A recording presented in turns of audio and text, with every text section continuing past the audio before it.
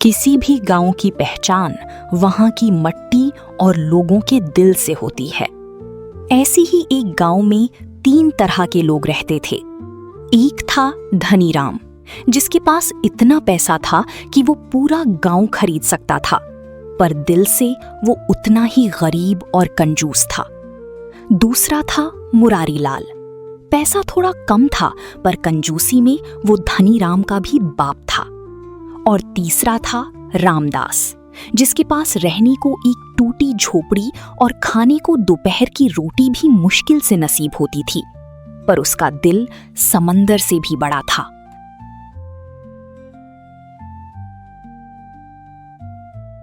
अरे ओ मुरारी लाल, जरा देखना हमारी तिजोरी की तरफ। अगले 2 साल तक अगर गांव में अकाल भी पड़ जाए तो धनी राम सहनसा की तरह जिएगा कि नहीं? सही कहते हो धनी राम भाई, पैसे की कद्र हम जैसे लोग ही समझते हैं। यह जो बाकी के गांव वाले हैं ना, 2 रुपए आते ही दान पुण्य करने निकल पड़ते हैं। बेवकूफ कहीं के। और सबसे बड़ा बेवकूफ तो वह रामदास है। खुद के घर में खाने को दाने नहीं है, पर कोई साधु ब्राह्मण अगर द्वारे आ जाए तो अपनी थाली का खाना भी उठाकर दे देता है। सही कहा धनी राम भाई। चलो आज थोड़ा बाजार की तरफ घूम आते हैं। रास्ते में उस गरीब का थोड़ा मजाक भी उड़ा लेंगे, हमारा मनोरंजन भी हो जाएगा।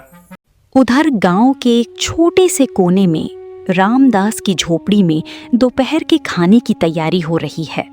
रामदास सुबह से खेत में मेहनत करके और थोड़ी बहुत सब्जी बेचकर घर लौटा है। उसके हाथ में सिर्फ 2 सूखी रोटियां और थोड़ी सी प्याज है। अजी सुनते हो, आज फिर सब्जी मंडी में भाव अच्छे नहीं मिले क्या? सिर्फ इतना ही अनाज ला पाए आप? हाँ, क्या करूं जानकी, गर्मी का मौसम है। दोपहर होते होते सारी सब्जियां मुरझा जाती हैं। लोग सस्ते में मांगते हैं, पर तू चिंता मत कर, भगवान ने आज के लिए इतना तो दे दिया ना। चलो मिल बांट के खा लेते हैं। मैं तो हमेशा इसी आस में रहती हूँ कि कब हमारी किस्मत बदलेगी। हमने कभी किसी का बुरा नहीं किया, हमेशा हर दुख दर्द में दूसरों की मदद की, पर जब हमें जरूरत होती है तो सब पीठ फेर लेते हैं। हाँ जानकी, भलाई का फल तुरंत नहीं मिलता, पर इसका मतलब ये नहीं है कि हम अपना धर्म छोड़ दें। हम गरीब हैं तो क्या हुआ, हमारी ईमानदारी ही हमारी सबसे बड़ी दौलत है। हमारे द्वार में कभी कोई ब्राह्मण या भूखा खाली हाथ नहीं जाना चाहिए। धनी राम और मुरारी लाल दोनों रामदास के घर के बाहर खड़े होकर जोर जोर से चिल्लाकर उसके गरीबी का मजाक उड़ा रहे थे। अरे ओ रामदास, आज क्या बन रहा है महल में? सूखी रोटी और प्याज। अरे थोड़ा दान पुण्य कम किया करो भाई, तो शायद कभी दाल चावल भी नसीब हो जाए।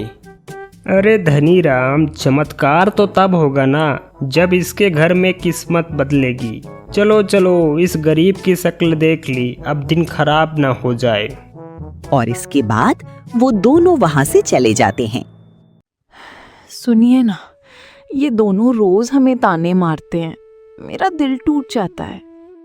रहने दे जानकी, उनका पैसा उनका घमंड है। हम अपना कर्म करते हैं। चलो थाली लगाओ, बहुत भूख लगी है।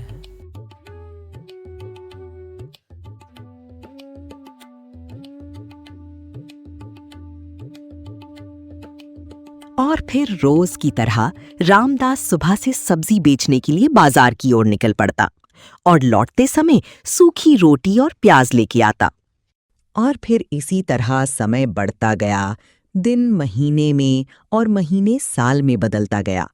रामदास अपना काम करता रहा पूरी मेहनत के साथ।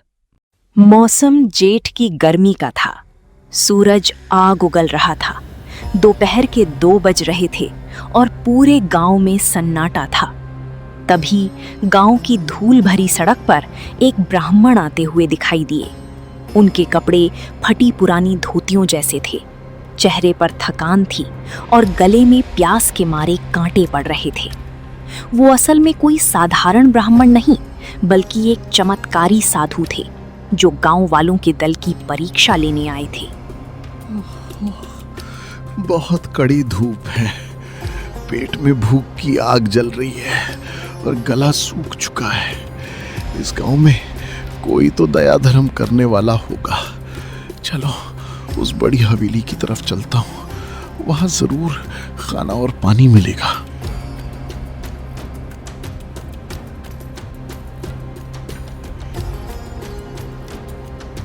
नारायण नारायण, कोई है? एक भूखा और प्यासा ब्राह्मण आपके द्वारे आया है। थोड़ा सा पानी और 2 नवाले खाने के दे दो, भगवान आपका भला करेगा। कौन है रे दोपहर को नींद खराब करने वाला? अरे यह भिखारी यहाँ कहाँ से आ गया? चलो भागो यहाँ से, दोपहर के वक्त कोई दान दक्षिणा नहीं मिलती है। अच्छा खासा सो रहा था, नींद खराब कर दी। सेठ जी, मैं भिखारी नहीं हूँ, बहुत दूर से चलकर आ रहा हूँ। गर्मी के मौसम में अगर 1 गिलास पानी दे दोगे तो बड़ा पुण्य मिलेगा। पुण्य पुण्य से पेट नहीं भरता बाबा, अपने पुण्य को अपने पास रखो और रास्ता नापो। चले आते हैं मुफ्त का खाना खाने, चलो आगे बढ़ो, यहाँ कोई खाना वाना नहीं है।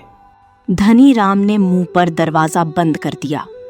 ब्राह्मण देव ने एक ठंडी सांस ली और पास ही मौजूद मुरारी लाल के घर की तरफ बढ़े।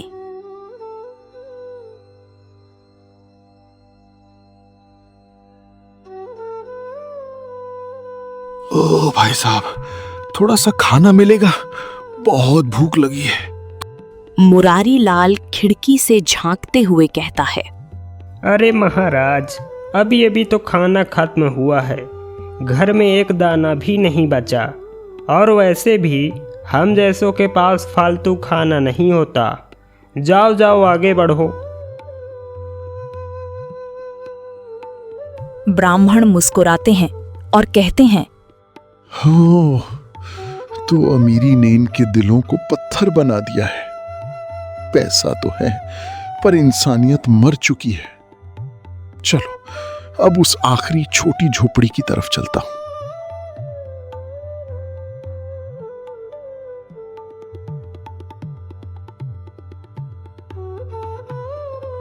आज फिर रामदास के पास खाने के लिए पर्याप्त खाना नहीं था। हाँ जानकी, 2 ही रोटियां हैं, एक तू खा ले, एक मैं खा लेता हूँ। नहीं जी, आप सुबह से मेहनत करके आए हैं, आप दोनों खा लीजिए, मैं पानी पीकर सो जाऊंगी। अरे पागल है क्या? हम पति पत्नी हैं, दुख और सुख के साथी हैं। चलो आधी आधी बांट लेते हैं।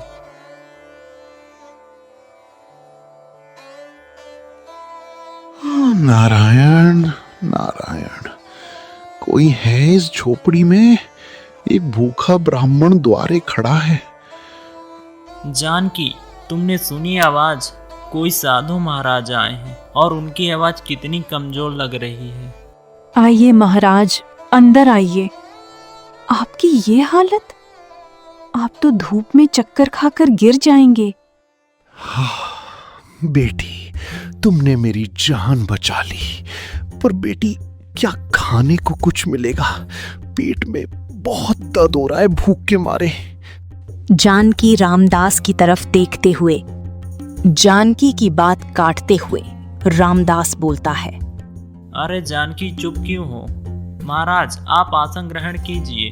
हमारे घर में अभी भी दोपहर का ताजा खाना लगा है। यह लीजिए 2 रोटी और यह प्याज की सब्जी, आप इसे ग्रहण कीजिए। हाँ महाराज, आप खाइए, हमने तो अभी अभी खाना खा लिया है, ये आप ही के लिए बचा था।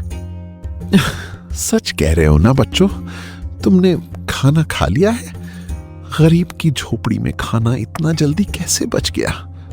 महाराज, अतिथि भगवान का रूप होता है। आप खाना खाइए, हमारा पेट आपको देखकर ही भर जाएगा। ब्राह्मण देव ने बड़े प्रेम से वो 2 रोटियां खाईं। उनके चेहरे पर एक दिव्य चमक आने लगी। जैसे ही उनका आखिरी नवाला खत्म हुआ, उनका फटी पुरानी धोतियों वाला रूप एकदम बदल गया। उनके चारों तरफ एक तेज रोशनी फैल गई।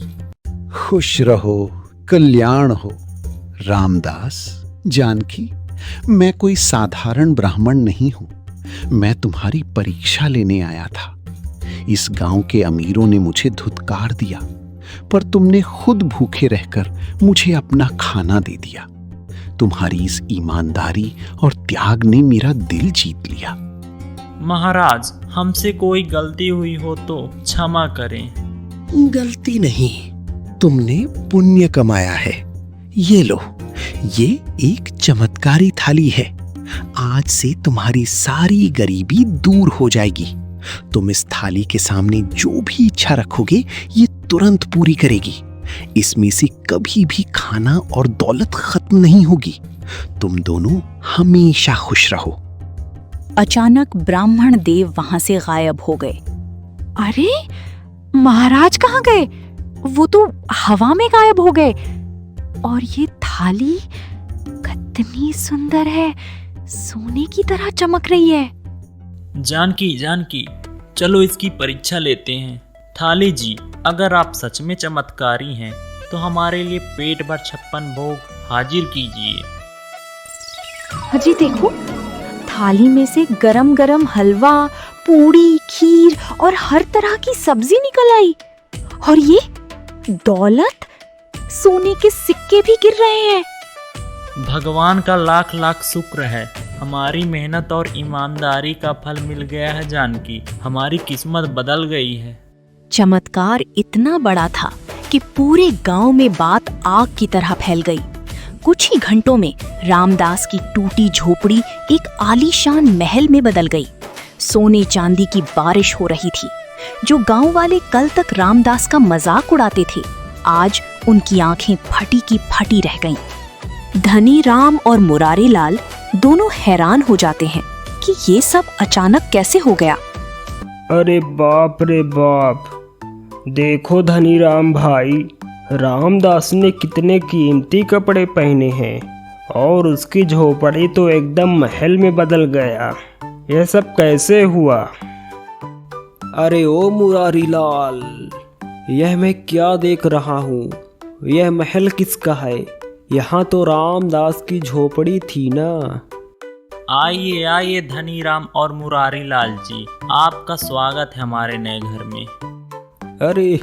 अरे रामदास, यह सब क्या है? तुमने कोई चोरी की है क्या? एक दिन में इतनी दौलत कहाँ से आ गई भाई?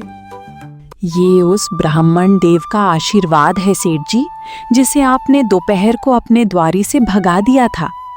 वो कोई साधारण भिखारी नहीं, बल्कि भगवान के भेजे हुए फरिश्ते थे। हमने उन्हें अपनी रोटी खिलाई और उन्होंने हमें ये चमत्कारी थाली दे दी। अरे नहीं, ये मैंने क्या कर दिया? वह ब्राह्मण तो मेरे घर भी आया था। मैंने कह दिया कि घर में खाना नहीं है।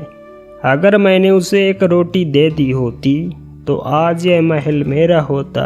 हाय राम, फूटी मेरी किस्मत। और मैंने तो उनका अपमान भी किया था। मेरी दौलत किस काम की जब मेरा दिल ही छोटा निकला।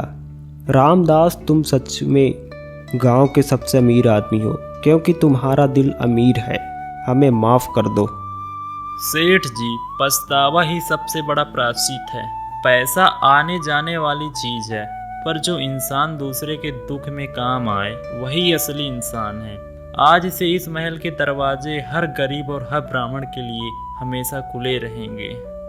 तो दोस्तों, रामदास और जानकी की किस्मत हमेशा के लिए बदल गई, पर उन्होंने अमीर होने के बाद भी अपना धर्म नहीं छोड़ा।